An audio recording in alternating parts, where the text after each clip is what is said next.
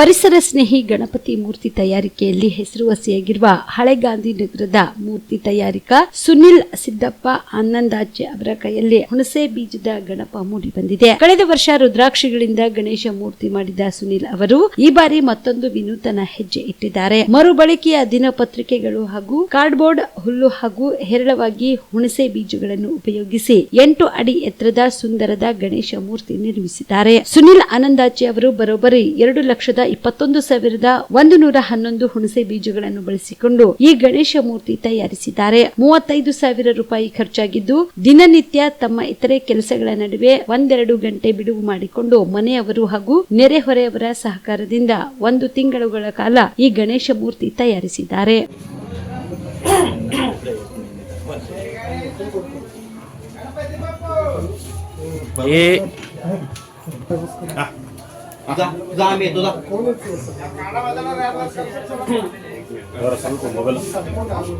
ಸೌಮ್ಯ